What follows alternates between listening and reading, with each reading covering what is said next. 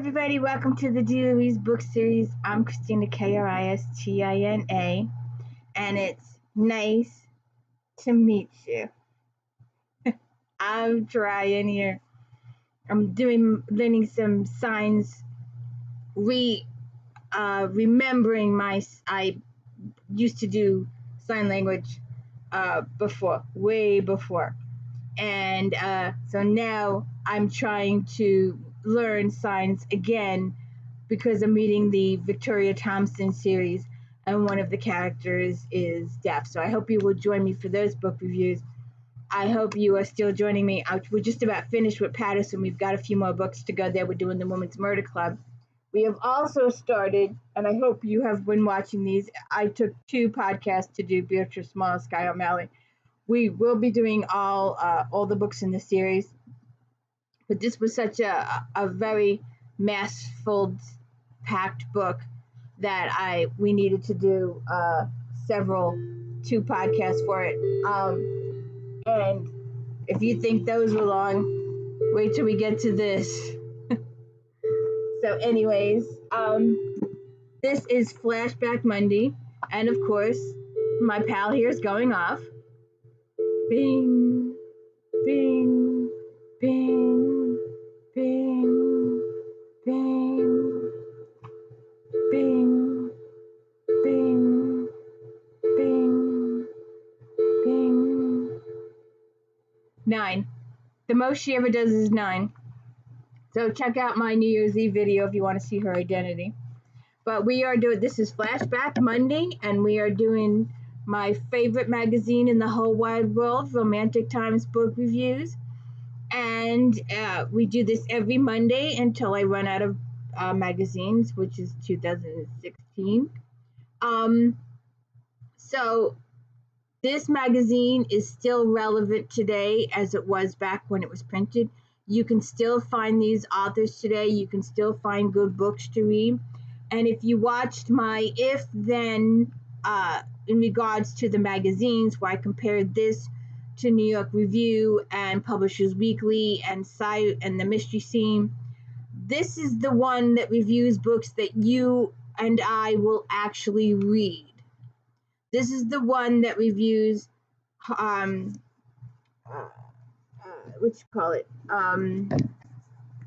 Regencies or historicals. This is the one that will do mysteries,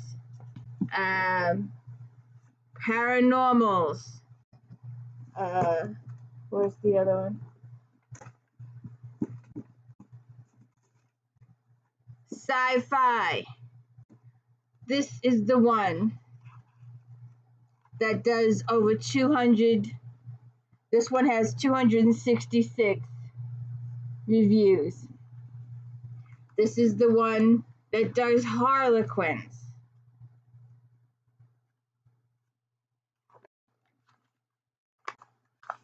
Look at all those Harlequins. These are all the reviews in here for Harlequin. They do historicals. Look at all these historicals or Regencies. Mainstream fiction, which the other magazines may carry. Inspirationals.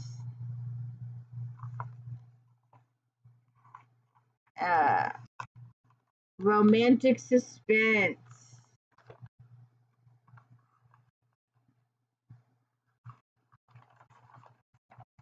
Mystery. Sci-fi. Contemporary romance is first. And sci-fi. And paranormal. And erotica.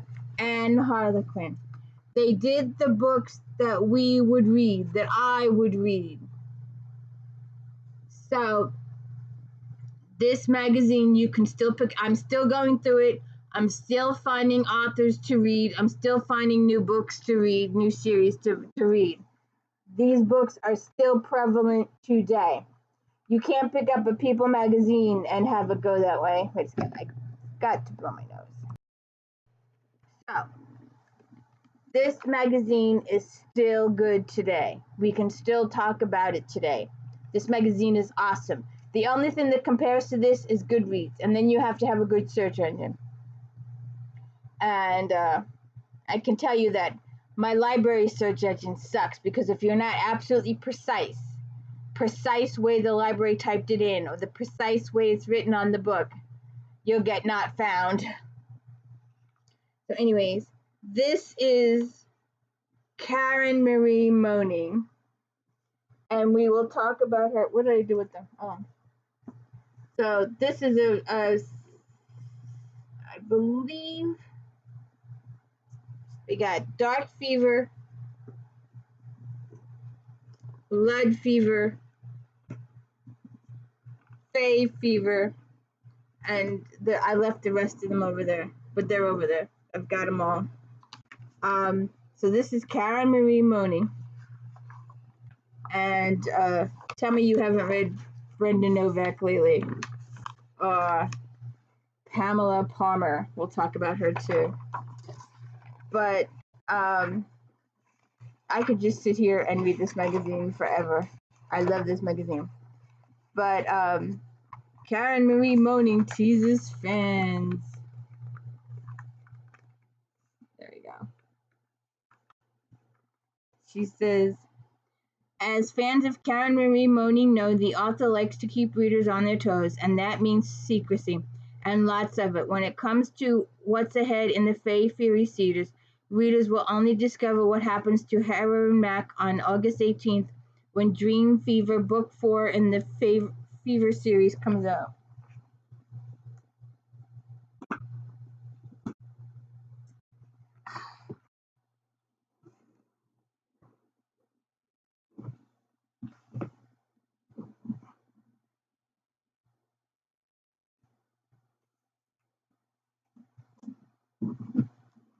Okay.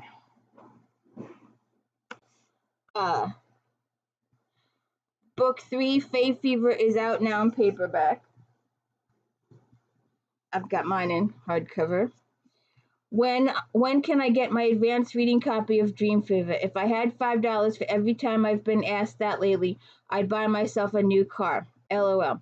Marketing the Fae Fever series has presented a unique challenge, as Mac's tale unfolds over 5 books, with each of the first 4 installments ending on a cliffhanger of increasing emotional impact. I feel strongly that the joy of reading or hearing riveting stories lies largely in discovering the tale yourself, at your own pace. There's a thrilling tension in embarking on an adventure with no assurances of what you might find.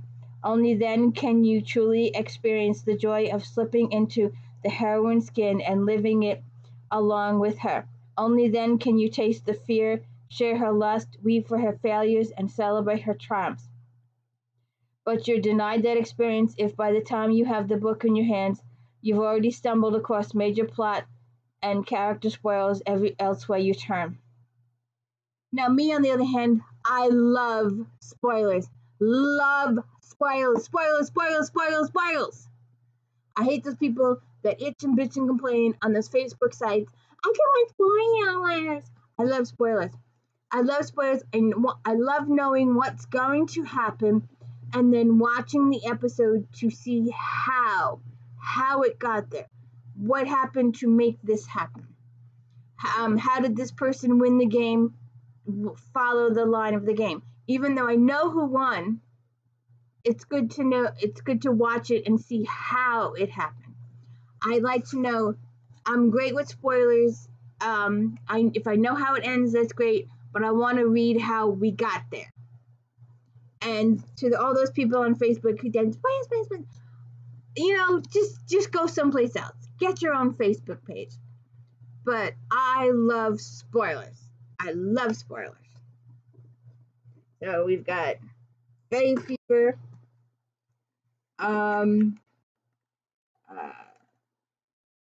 He calls me his queen of the night. I'd die for him. I'd kill for him too.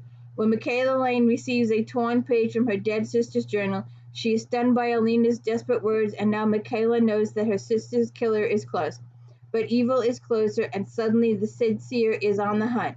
for answers for revenge, and for an ancient book of dark magic so evil it corrupts everyone who touches it. And I think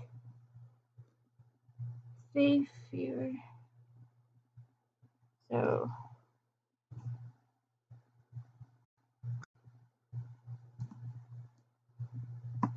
Dark Fever. McCain's life is good. She has a great friends, a decent job, and a car that breaks down only every other week or so. In other words, she's your perfectly ordinary 21st century woman. When her sister is murdered, leaving a single clue to her death, a cryptic message on Mac's cell phone, Mac journeys to Ireland in search of answers. Oh, this is the first one. And Blood Fever. Michaela Lane's ordinary life underwent a complete makeover when she landed on Ireland shores and was plunged into a world of deadly sorcery and ancient secrets. And the other one, Dream Fever. Michaela Lane lies naked on the cold stone floor of a church at the mercy of erotic fey master she once swore to kill. Far from home, unable to control her sexual urges, Michaela is now fully under the Lord Master spell. Interesting. So, she says, will Shadow Fever be the last of Mac's adventure? If you're asking, will the storyline begin in Dark Fever and conclude in Shadow Fever, the answer is yes. However, that's not to say Mac might pop up again in the future, and there's a whole nother stretch of books after that. As Faith Fever series come to a conclusion, what are your plans for the future? Will you continue this first-person urban fantasies or return to third-person romances? The 5 books of the Faith series lay the foundation for 2 additional connected series. I will continue to write first-person. There's 1, 2, 3, 4, 5. There's 5 additional books in this series. So she didn't finish. She kept going. I guess she didn't know it at the time of this article, but there's 5 more books over there. So I also saw this article, the e-reader and all about it. They're doing Sony, which I don't even know if it still exists today, and the Kindle and the Amazon Kindle and the Sony. And let's see, because I could never figure out, what did I do with it? I could never figure out how to use this, so I never really did it. I'd prefer a physical book. So I had this one, which I used once or twice and then never used it again. And because I've severed my relationship with Barnes, and the problem with this is that if it loses power, you need electricity to the same size. Well, I guess it was a little bigger. But it says, we've all heard the hype. Ebooks are the future. Buy books while you're sunning on the beach. Carry around your whole bookshelf in your purse. But many of us remain skeptical. Give up our beloved paper-bound books. We at RT are as curious as you about the hype surrounding e-readers. So we got our little hands on an Amazon Kindle and a Sony reader. And let's see. They're better to let you know if the future of ebooks really has arrived. And it did, and it has. And to tell you the truth, if I have to, I use my Amazon. I mean, look how much bigger it is. And there's many more things on this. And I can do audiobooks on this. I can do internet on this. I can do games on this. Unlike those. And I never could figure them out. I really couldn't figure out how to do them.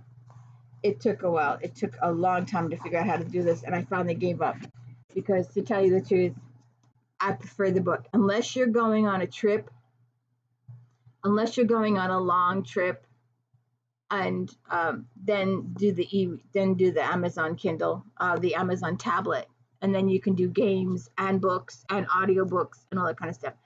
If you're just going down, if you don't want to, if you go in someplace like the beach and you don't want your book to get damaged by sun or sand, that too. But when I used to travel up until 2016, 2017, I would take 10 or 15 books with me on a trip. I would pack a suitcase just of books. And there were people who can confirm that. People who went with me on the trips, that I would take these many books with me to read.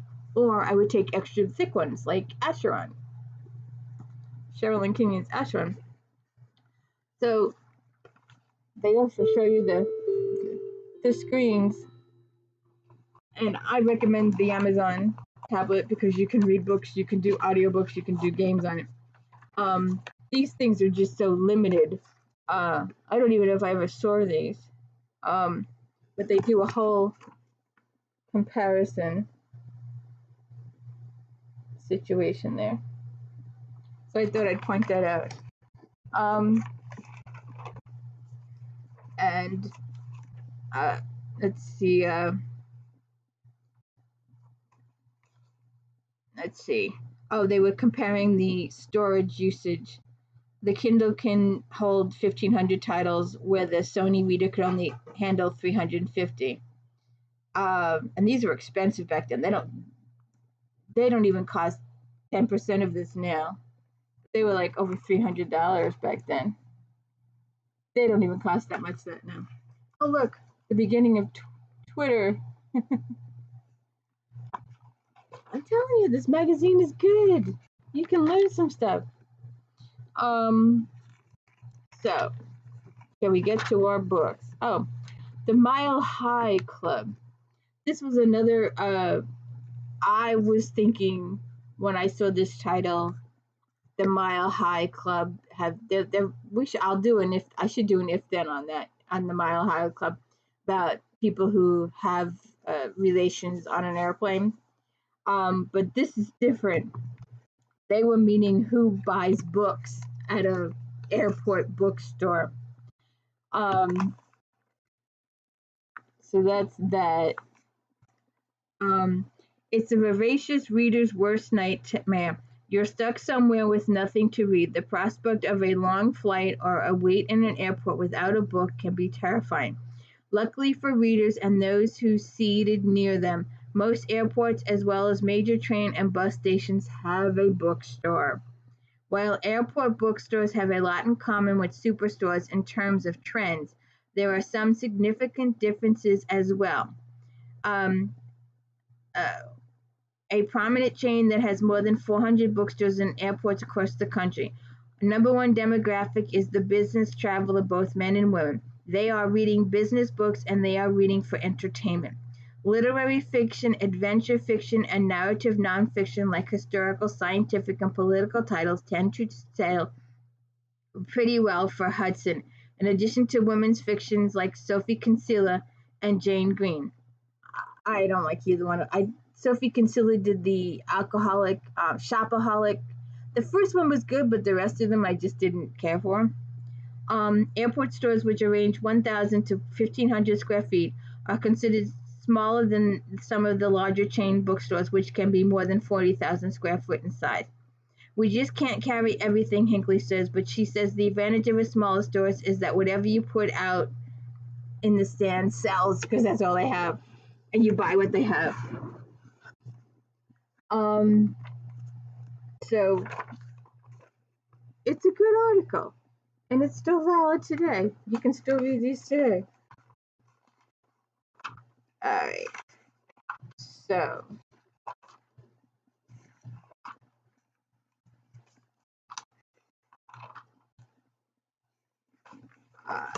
bet you never heard of Karen Slaughter. She's still writing them today. Elizabeth Houghton. Jess Granger.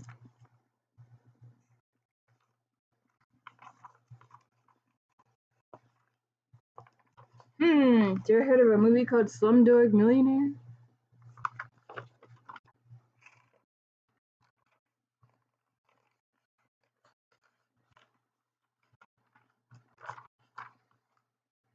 Fiction from some of the hottest names in romance.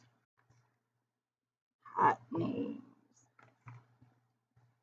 Lisa Marie Rice, Nia Bruns, I had her books, Leslie Parrish, and Rita Herwin.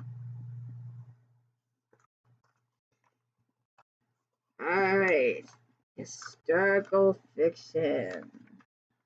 And where to go?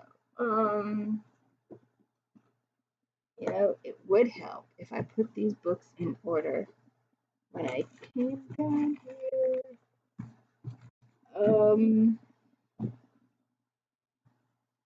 I know it's here. Oh, here it is.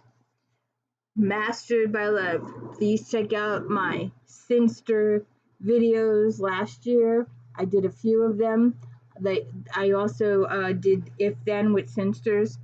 So I did a huge If Sinster episode last year. Did the entire length of the series, so please check that out. It's still valid today. I also started my If Then series.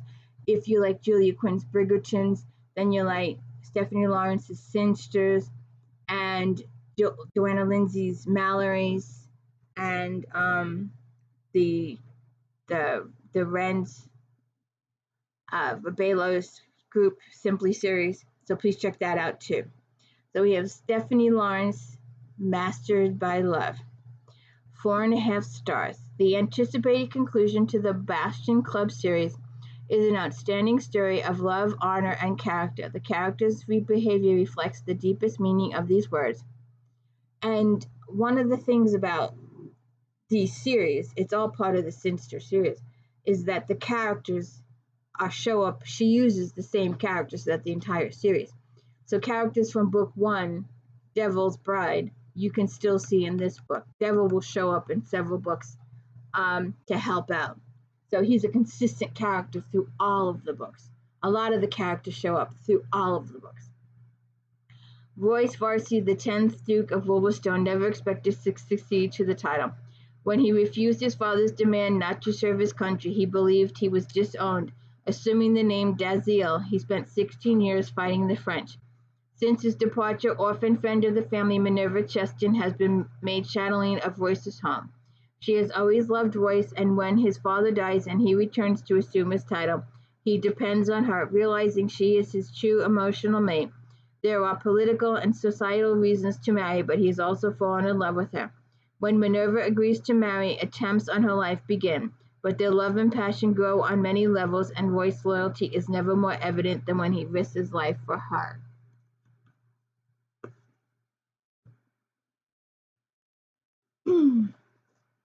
Celeste Bradley, Devil in My Bed, 4.5 stars. From its conventional prologue to its superb conclusion, every page of the first Bradley's Runaway Bride series is perfection and joy.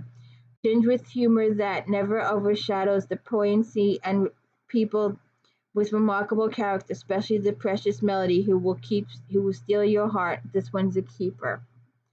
Aidan De Quincey had a passionate affair with a widowed Madeline Chandler that ended badly and left him an embittered bachelor. Now 3-year-old Melody sits on the steps of his club, believing one of its members is her father. Could it be Aidan or his friend Colin or Jack? Aidan and Colin smuggle Melody into the club before Aidan tracks down her mother, Madeline.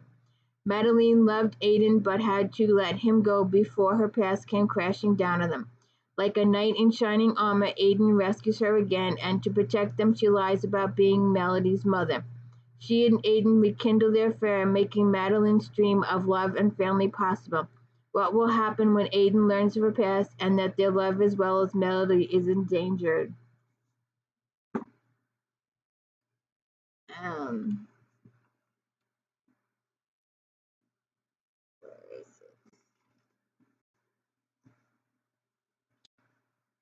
Dark Lover, time travel, time series, 4.5 stars.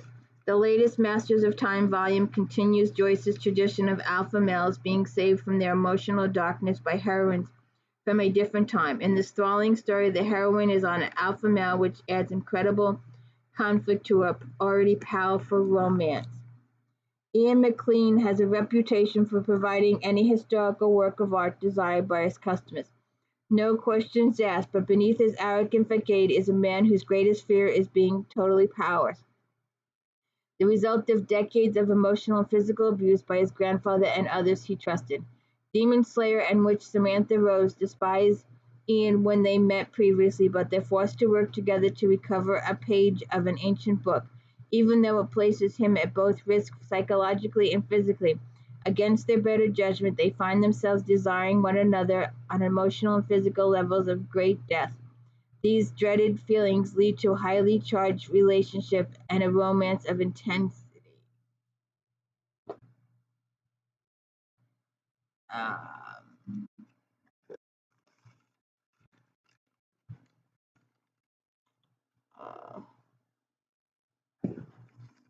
Elisa James.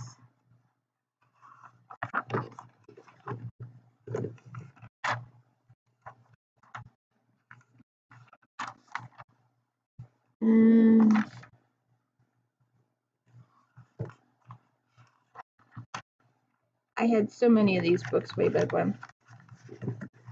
So, and I regret giving them up. Elisa James, a Duke of her own. 4.5 stars. Finally, the notorious Duke of Villars, Leopold Daughtry, meets his match, which is cause for rejoicing among desperate Duchess fans. James' wit reaches new heights in a clever, touching romance. There's passion and love, but James adds depth with moving lessons about what it means to be a loving, caring parent that will reach readers' hearts in a wondrous way. It's time for Villars to wed. He searched for Farah and found his illegitimate children, and now needs a woman who will love them. But she must also be his social equal. Eleanor, the Duke of Manx's daughter, is perfect, intelligent, beautiful, and passionate. They appear well suited, and their heated kisses convince Villars she's perfect. However, when the entire entourage goes to Duke of Gilner's estate, Villars meets the Duke's fun-loving, capricious, quick-witted daughter, Yusette. He wonders who will make the better mother, a woman who plays with his children or the one who teaches them control, gives them direction, and disciplines them. It isn't until a former lover appears and Villars is willing to fight a duel that he knows which woman is meant to be his forever.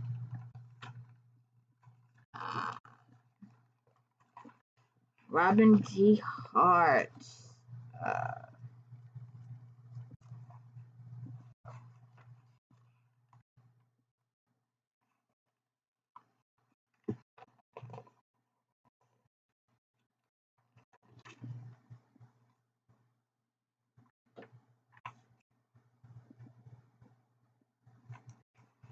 And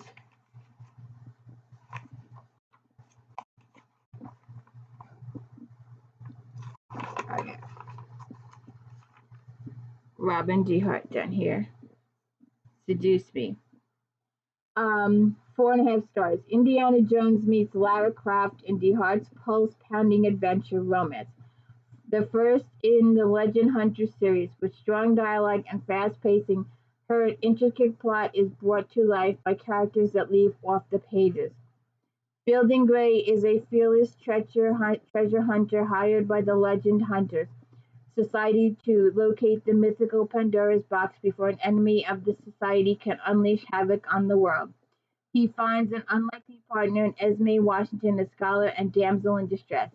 Esme's life work has been studying the legends surrounding the box, and suddenly she's holding it in her hands. One peek inside sends her on the adventure of a lifetime. Wearing a bracelet from the box inscribed with the sign of lust, the shy blue stocking becomes a seductress. It takes all of Fielding's determination not to give in to temptation, especially when they're hunted by a ruthless mastermind bent on revealing secrets that will destroy their lives as well as the world's. Sounds good.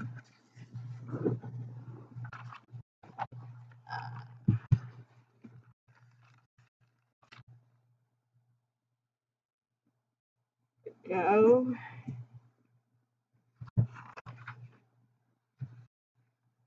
Linda Lael Miller, The Bridegroom, 4 stars. Miller consistently produces wonderfully romantic, compelling historical romance, and her 4th Stone Creek Western is no exception.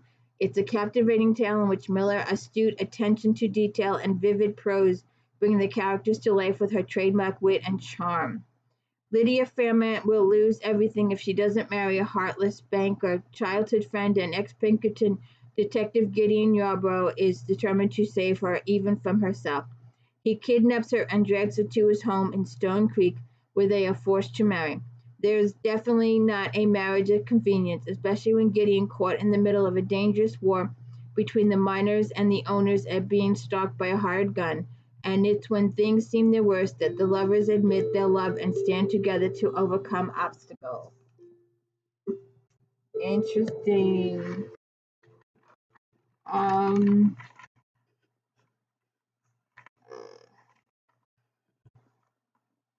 Lila Marville.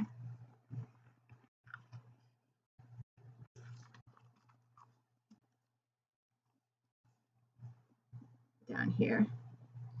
Delilah Marville, Lord of Pleasure. With a twist and turn here, Marville delivers a delectable lessons in love, romance tinged with just the right amount of love and laughter. Desperation drives destitute widow Lady Charlotte to Cartwell to find a protector. It's no secret her husband dies in his mistress's bed, so why shouldn't she pick up a man in her carriage?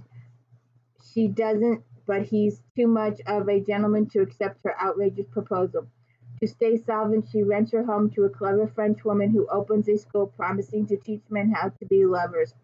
But Lord Alexander Bell is no gentleman. He better known as Lord of Pleasure. That Lord Hawksville, so why is he the accompanying a friend to this new school? He's ready to leave when he spies Charlotte, intrigued by why the woman he sent off to bed alone is here.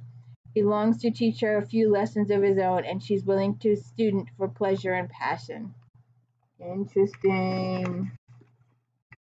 Alright, so we move on to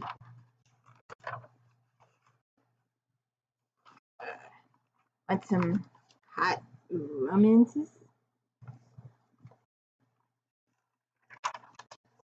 Mainstream fiction. Let's see if I can find it now.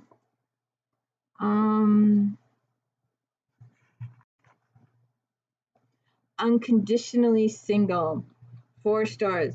Morrison presents a hard-hitting story that will pique readers' curiosity from the start.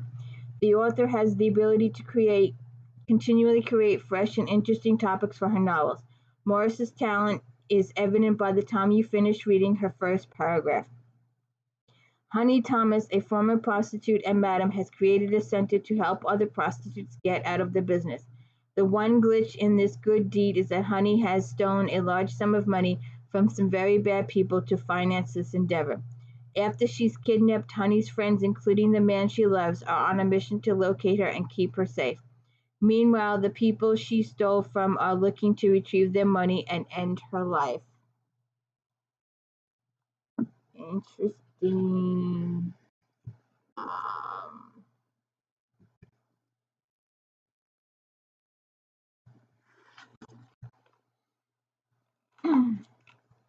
Elizabeth Adler, there's the book.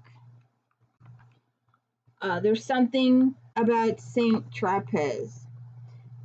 3 stars. Against the glamorous backdrop of Saint Tropez, Adler's latest in the Mac and Sonny series is a light, enjoyable read, despite the murder and mayhem that follow the couple and their pooches.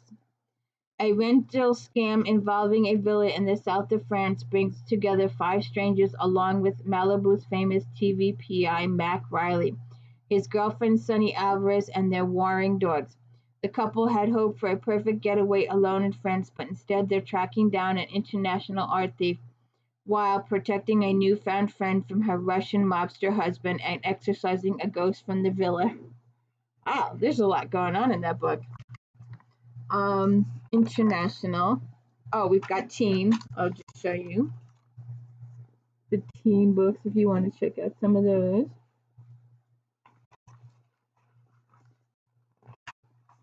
Alright.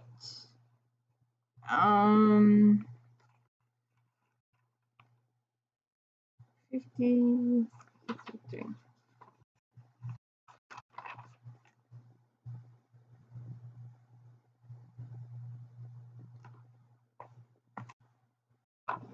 Okay. There we go. Kathy Marie Hake. That certain spark. 4 stars. This is a great additional to Hake's Only in Gooding series. She writes with clarity and humor. The love and support between Enoch and Taylor is touching, while the banter between Taylor and Carl is humorous and real. When sibling doctors Enoch and Taylor Bestman arrive in Gooding, Texas, the men of the town are shocked to discover that Taylor is a female. Her first patient is blacksmith Carl van der Hart, who is injured while working. He's very vocal about her doctoring skills and wants Enoch to take care of him. But Enoch is a veterinarian and is supportive of his sister's skills. In the time, Carl becomes protective of Taylor and sparks fly between the two. And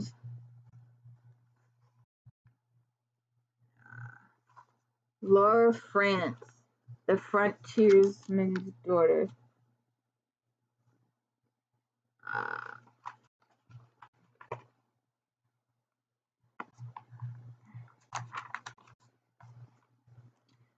4.5 stars. Frantz's debut will find a place in your heart as she draws readers into the Kentucky Wild, where women are tough as nails, Shawnees are consistent threat, and men make risky decisions in the name of survival.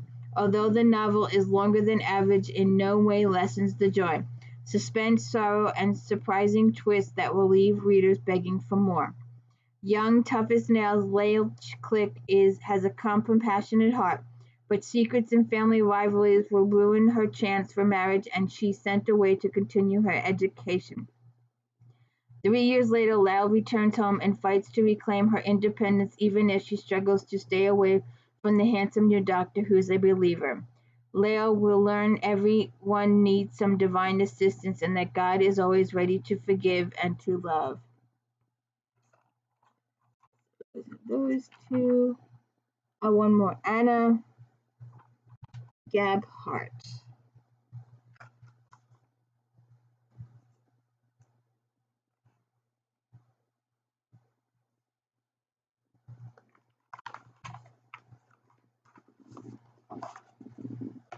The Believer.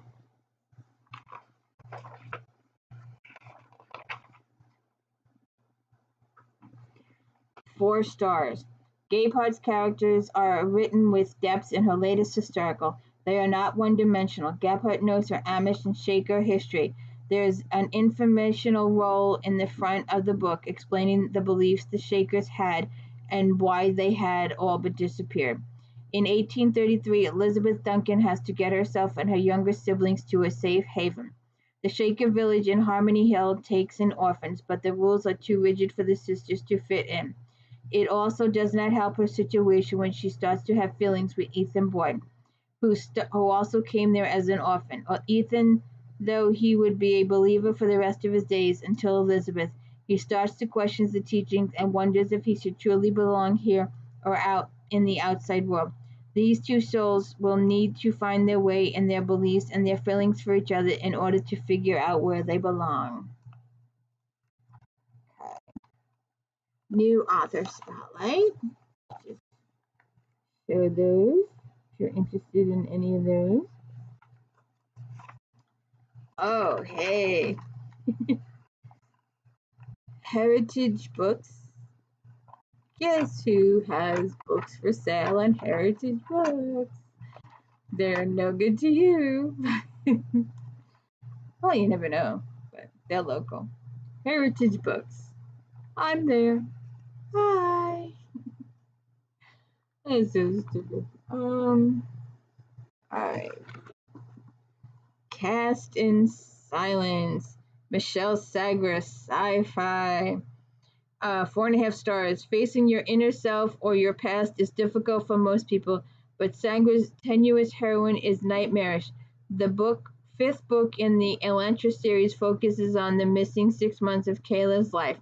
With prose that is elegantly descriptive, Sangra answers some long-standing questions and adds another layer of mystery. Since joining the Hawks 7 years ago, Private Kayla Naylor has done her best to seal off events from a very dark time in her life.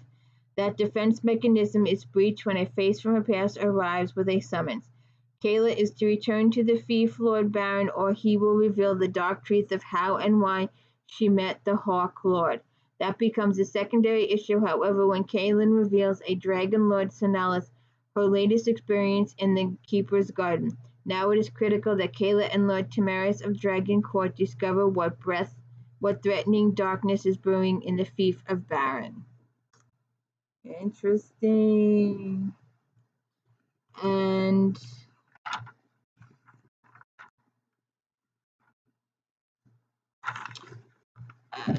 Joe Abercrombie.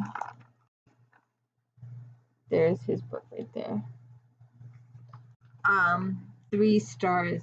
A violent and blood-spattered fantasy novel with a revenge plot to beat all revenge plots. This book demonstrates Abercrombie's good eye for characterization and description, but the curiously sympathetic and foul-mouthed protagonist comes off rather unlikable. Mons Mukata is a mercenary and a damn good one, quite possibly too damn good. Betrayed by her employer, thrown off the side of a mountain, and left for dead. After her recovery, if you can call it that, she swears vengeance on him and those who helped, no matter the cost. Some graphic novels, maybe?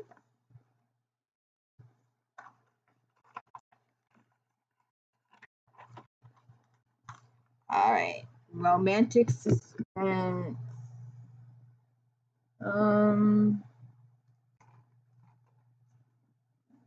Linda Howard, The Burn, 4.5 stars. The high seas are full of jeopardy, spying, and good dose of humor in Howard's latest officing. A kidnapping go this one for the books as a feisty woman becomes the reluctant roommate of a man on a mission. Those who love Howard's brand of quirky humor combined with real chills are in for a special treat. Settle back and savor this one. Lottery winner Jenna Redwine sails on the maiden voyage of the Silver Mist as a favor to her friend Sydney. Upon boarding the ship, she learns that Sid has taken hostage to ensure Jenna's cooperation. Security expert Cale Traylor has to improvise quickly. His company's assignment to find out what Frank Larkin, the ship's owner, is up to. To do, Cale and his team need access to the cabin next to Larkin's, the one Jenna and Sid are to occupy. Frightened at first, Jenna then gets ticked off. To her annoyance, she finds Cale both sexy and infuriating. Uncovering Larkin's plan, though, is more vital than they ever dreamed. Interesting.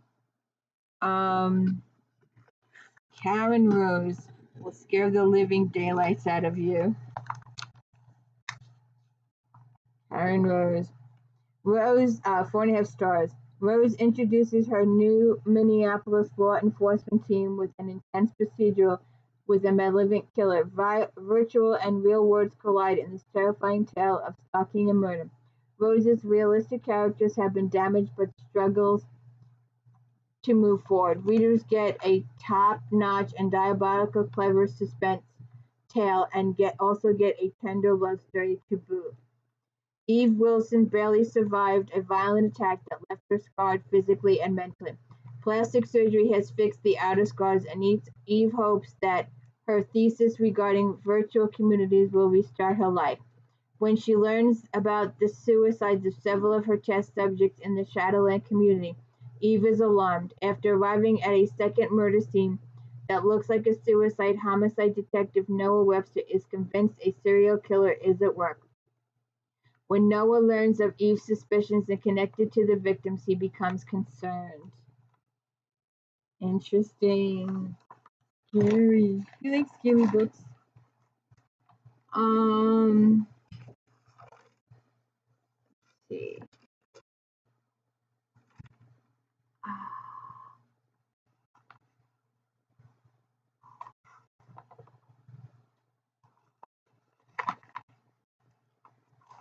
Let's try. go. The Perfect Couple. This one. Perfect Couple. 4.5 stars. Realistic and gritty, the story grabs the reader by the throat on the first page and never lets go. Zoe Duncan's life has changed for the better since her engagement to Anton Lucchesi, but in a heartbeat, none of that matters. Zoe's 13-year-old daughter Sam vanishes from their home they share with Anton. No one saw anything, not even neighbors Colin and Tiffany Bell. Desperate, Zoe turns to P.I. Jonathan Stivers.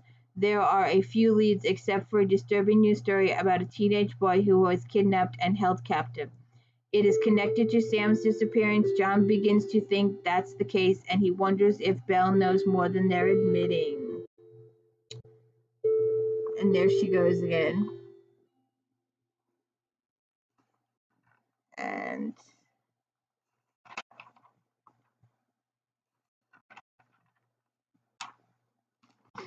okay. Let's see now.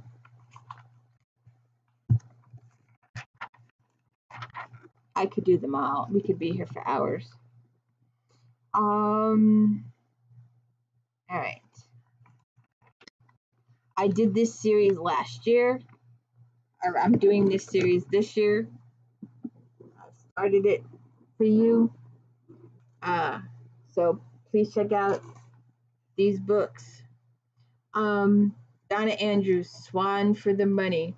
The Rose Show world has never been more entertaining with colorful characters, a solid mystery, and laugh-out-loud moments, ethereal swans, and fainting goats. Readers will have a good time with new Meg Lanzo mystery.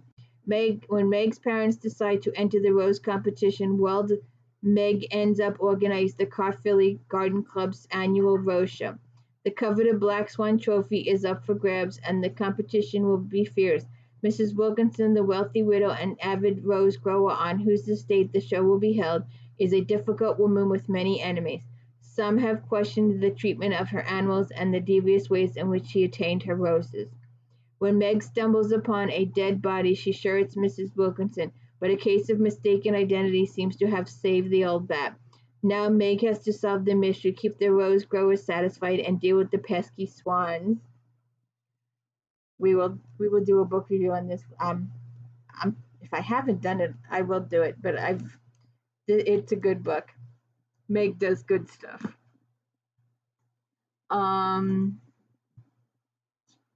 Let's see.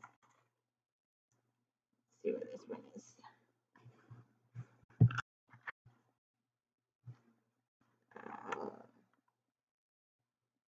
It's not here. So why do I have that one? Unless she was back here. Let me look. Oh, she's back here. So let's go back. Susan Brockman, Hot Pursuit, 4.5 stars. Fans of Sam and Alyssa will be happy to have their favorites front and center to the newest Troubleshooters Incorporated book. The gang is up against a serial killer whose ultimate target is Alyssa. Brockman continues to use her potential style, weaving intersecting storylines and a number of different protagonists. When the New York Assembly Maria Bavira receives a threatening note, Alyssa, Sam, their new son Ash, and SEAL team members Don Gilman and Easy are sent to assess the risk. The discovery of human heart in Stafford Jen Laymay's desk only hints at the danger to come. When no one realizes that Dentist, a serial killer Alyssa has hunted for years, has decided to ante and make her his target. Even with FBI agent Jules Cassidy to help, they're in trouble because this clever killer is too close for comfort. So,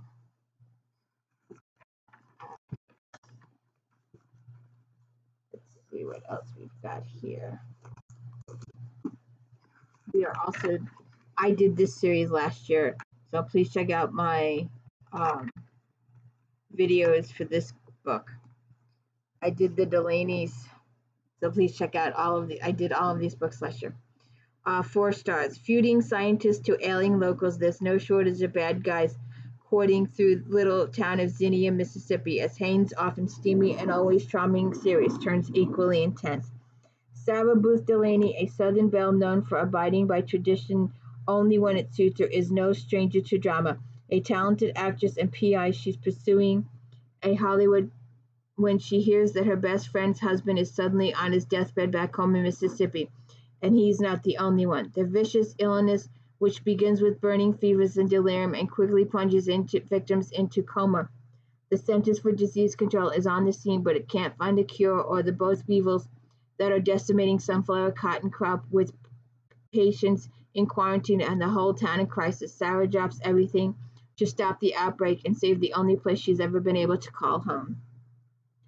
She also has a ghost that assists her and gives her clues that are not clues. They're really you have obtuse clues. They don't make sense at the time, but later on. But the ghost is a bit of humor in the series. So you'll have to check that out. I think got another one here. Oh, Juliet Blackwell. 4 stars. Lily Ivory is a 21st century Samantha Stevens, minus the nose wiggling. An enduring creation like Bewitched character, Blackwell Lily is bright, kind, and unrelenting in her first fight against an evil demon. The story combines fun and seriousness for an entertaining read. Lily, who has extraordinary spellcasting powers, recently relocated to San Francisco to open a vintage clothing store. She's trying to lead a normal life and make some friends. When another child disappears and one of Lily's clients is murdered, Lily is drawn into the world of evil spirits and spooky ghosts. Her investigations put her in the path of 2 attractive men, Mythbuster Max Carmichael and fellow witch Aiden Rhodes. Can Lily save the missing child and guard her own secrets as well? See about that.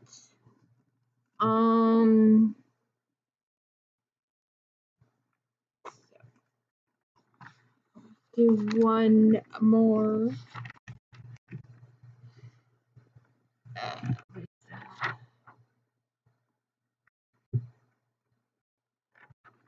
Okay.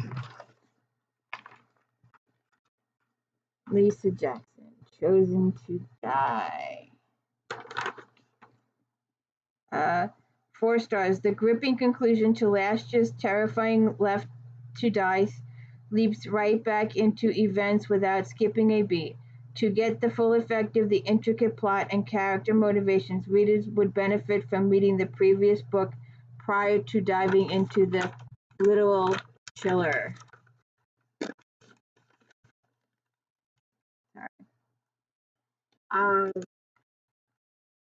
Montana detective Reagan Piscoli and Selena Alvarez have been hot on the trail of the star-crossed killer for months. This maniac has freezing women to death after supposedly rescuing them from staged car accidents. The sheriff believes they may have caught the killer, but it turns out to have been a copycat. So check that out.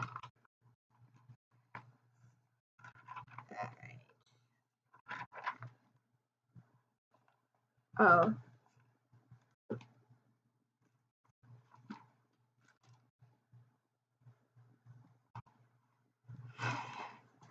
If you've checked out my If Then about cats, you would have seen this author. 3 stars. This is the 21st book in the Midnight Louis series, and the kitty shows no signs of tiring. He's so funny and intelligent and such a great sleuth that it's easy to forget he's a cat. The humans are also strongly portrayed and likable, but at times the story focuses too intensely on the dance routines at the expense of the plot. Templar Bar is thrilled that her fiancé, Matt Devine, will be part of a televised charity event called Dancing with the Celebs. She hopes the competition will bring out the extroverted side of her ex-priest. In the meantime, homicide cop Carmen Molina Maria is missing, and there appears to be connection to a dance competition. To keep Matt and Mara safe, Temple goes undercover as teen sensation Zoe Chloe Ozon to catch a killer. When things turn dangerous, Temple is lucky to have Louis on her side.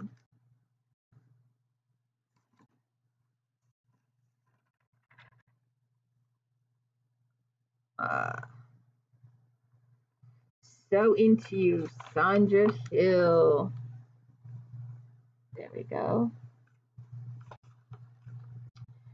4 stars. With many familiar characters from the author's Cage and Bear Boy trilogy, Hill creates a touching story that's fairly light-hearted but doesn't make light of the heroine's past and the decisions she made.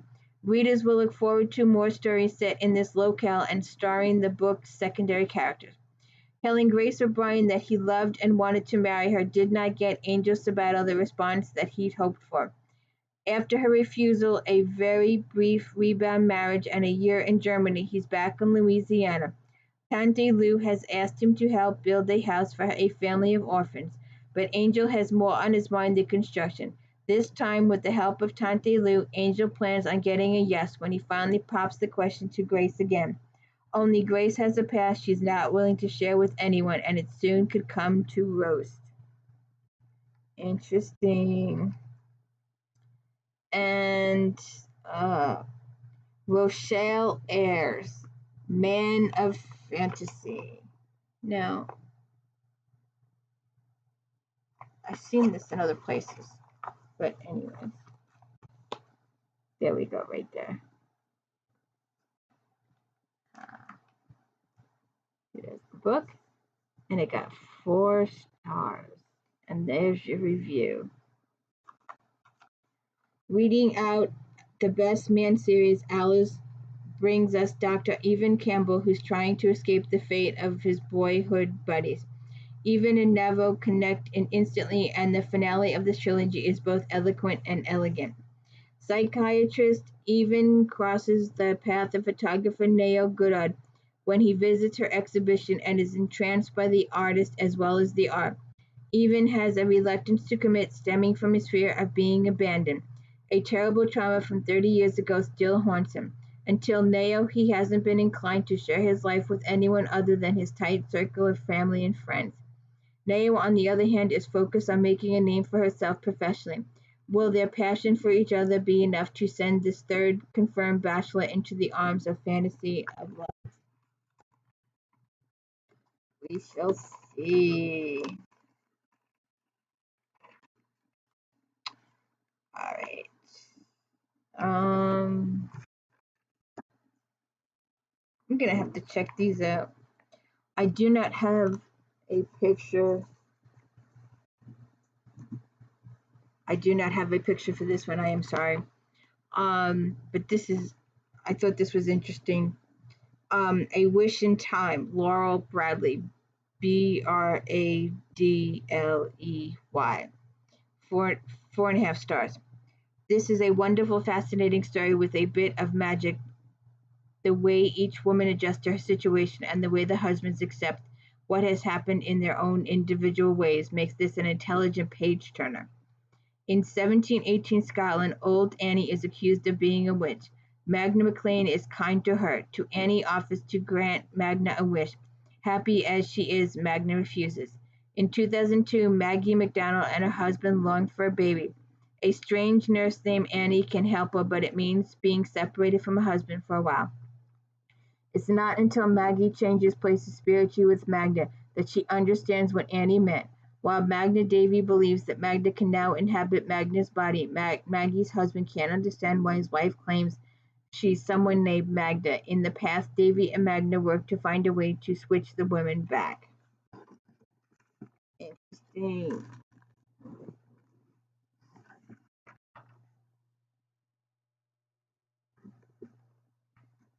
Christina Dodd, 4 stars. Proving she's quite at home with the supernatural, Dodd launches a new series, The Chosen Ones. Based on an ancient rivalry, a set of abandoned and separated twins, each with powerful gifts, has formed the lineage of the Chosen and the others. With this ancient conflict, Dodd sets the stage for a complicated journey with plenty of passion and pearl. Having been around the Chosen all of her life because of her adopted mother, Zuna's high-profile position, Jacqueline Varga wants nothing at all to do with the dangerous world. Jacqueline flees across the country, but Zune's head of security, Caleb D'Angelo, won't let her go personally and professionally. Unfortunately, Jacqueline carries the birthmark of a seer, and the Chosen need her. They learn that the Chosen's headquarters inhabitants have been alienated. Can Jacqueline's new power help the survivors discover how they betrayed before it's too late? Interesting. Oh, I didn't get this. Wait, let me look. Okay, I don't have this one that's mentioned here, and I don't know why. Dark Warrior Unbroken. I don't have a picture either, but I do have the earlier ones that I would just show you. Dark Protector, Defeat the Darkness, and Dark Defender. There's a whole, I've got about 7 over there. So I don't know why I don't have this one, but it's Darkness Unbroken. It's got 4 stars. It's Alexa Morgan. The clash between law and order and vigilantes takes place. This hero and heroine on a collision course. Multi-talented Morgan serves up a book 2 in her talent series by focusing on the changes in Kai society and its most engaging entry in her evolving world series. Arson investigator Lena Wilson has returned to try to bring the killer of her mentor Maynard Cooper to justice. With her unique capabilities, she hopes to uncover the clues the police missed. Senator Keene is the new chief enforcer of the Talon Warriors, and other being forced to kill his former best friend. Braden doesn't relish the job. Lena's dogged persistence is a big problem. Since Sando can't tell her the Coop's killer Braden is already dead, his new assignment is to track down a renegade feeding off humans. Interesting. Alright. My girl, and we will do these books later in the year. Bad Moon Rising, and as you know, I'm an audio person. 4 stars.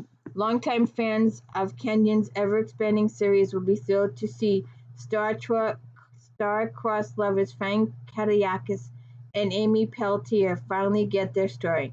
Over the course of the Dark Hunter series, Kenyon has woven in numerous story threads that, when combined, and reveal a dangerous tapestry in the series timeline. Events from this book are sandwiched in between among previous styles. Hang on tight. Kenyon is about to stir in even more shaking world complications. Wolf Werehunter Fang is already dangerously attracted to Beer Swan Amy, but he's nearly killed by demons. Fang's brothers believe he's in a coma, but through a dream, Amy learns that demons have stolen pieces of Fang's soul and he's trapped in the nether realm. To save Fang, Amy must kill the demons who killed him.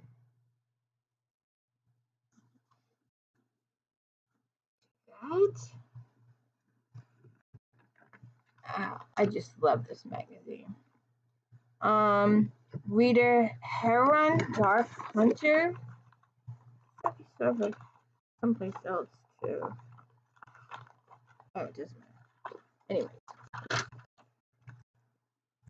There. I'm almost positive this picture was someplace else.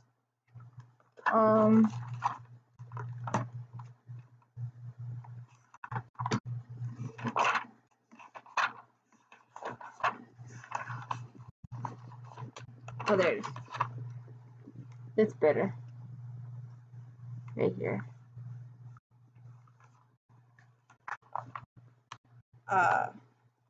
3 stars. Heroine has created an original and compelling tale about brothers and their inevitable struggles. But although... See what the problem is? But although this is an enjoyable read, it feels as if they're written by 2 different authors. The first few chapters are descriptive with seductive and imaginary language that pulls the reader in, but the remaining chapters are dialogue heavy. CNN reporter Annabelle Armstrong is on a mission to uncover Quentin Valtre's story. She's convinced he's an assassin, but after witnessing an unexplainable event, she's not so sure. Bound together by circumstances, they must join forces to stop a terrorist attack. As they get closer, Annabelle learns more than she can fathom about the world and Quentin's dark history, yet she is drawn to him physically and emotionally. Half-demon, half-human Quentin Valtres is part of an elite government agency and working for Homeland Security. He uses his superpowers to fight evil, including the demons who want to take over the world. And I have these two someplace, or I used to. Lori Foster's. She wrote 2 different series, and when she got to the tougher series, she just changed her initials to LL. But it's Lori Foster. Alright.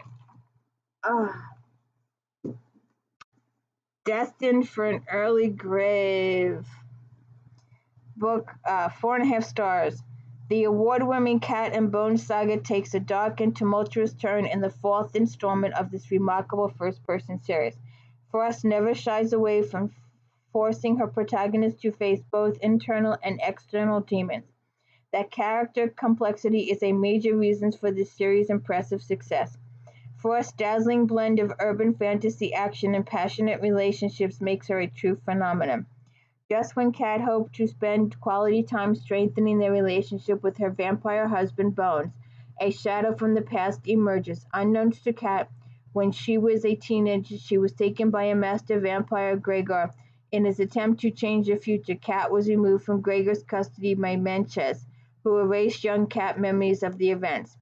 Gregor escapes prison and claims that he, not Bones, is Cat's true husband. Ooh.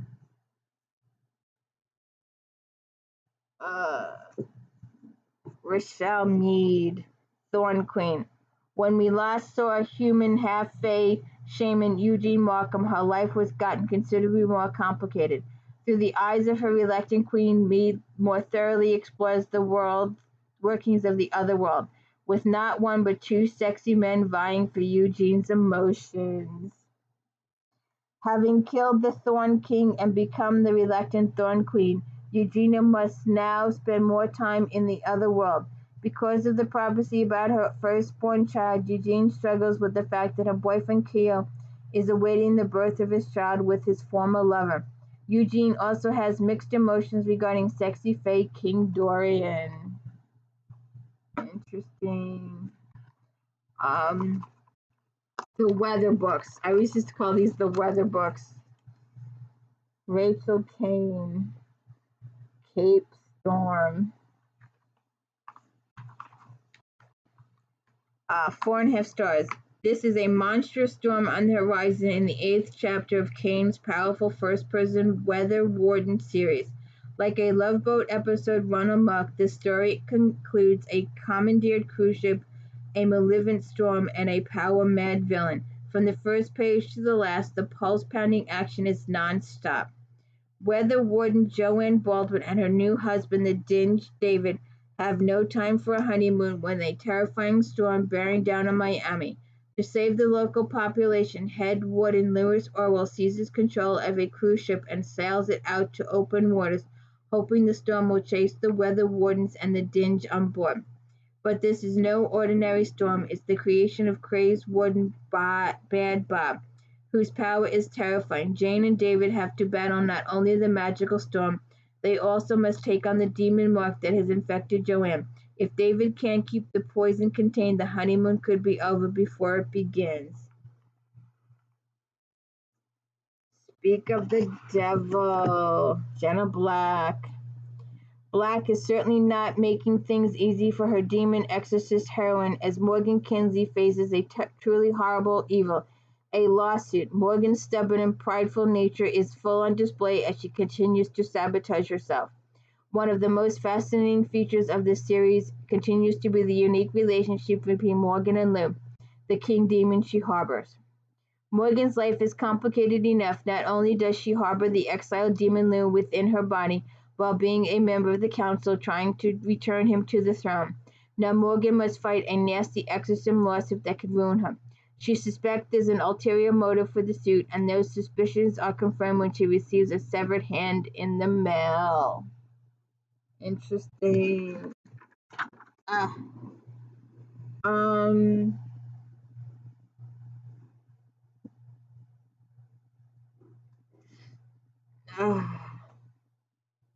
Where is it? Leader of the Pack, KARENMARIE. This fast-paced novel of werewolf romance, mayhem, intrigue, Sophie, an independent, sassy, and downright amusing heroine, gets herself mixed up in more supernatural politics than she's ever cared to. But Kearney has written a fun and enjoyable novel with pages that you'll keep on turning. Sophie Garrow might not always like being a werewolf, but she's contented with herself with the 4 shifts a year she must deal with. That doesn't mean she wants to join the Houston Pack or turn her best friend, who's currently dating a werewolf, Tom. But when Sophie's long-lost father, Luke, arrives in town, she ends up rubbing fur with many a werewolf in order to prove her dad's innocent of murder. Interesting. Now, let's do a couple of Harlequins. I bet you don't find any of these other book readers doing Harlequins. Alright, let's see. McKenna.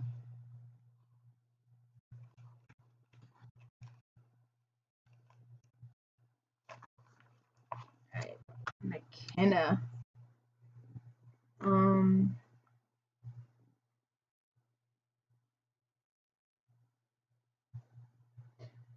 Time Raiders, The Seeker. 4 stars by Lindsay McKenna. When Time Raiders Delia Sebastian and Jake Taylor go back to ancient Rome to locate part of an alien artifact, Delia is not sure she can work with Jake given their history as a couple. But once they're in Rome dealing with the likes of Caesar's mistress and an alien who's taken over the body of a scribe, they must rely on each other. Although the pacing is a bit slow in the beginning, McKenna makes up for it with an action-packed and sparks fly between Delilah and Jake. There's your book. Amanda McIntyre.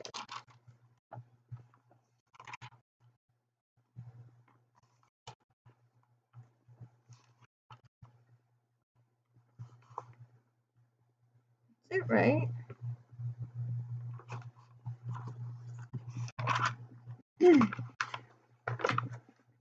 Tortured.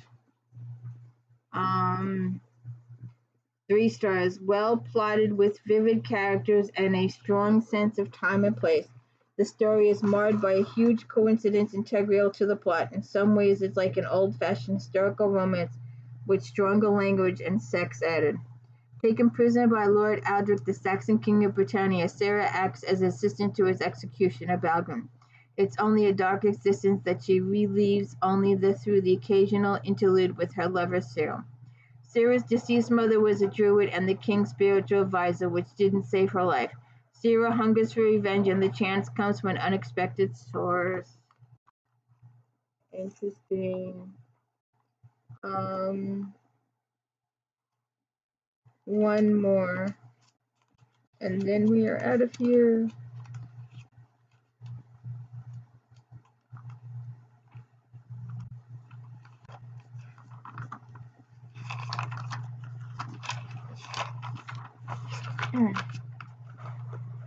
Hot Under Pressure, a Blaze Harlequin.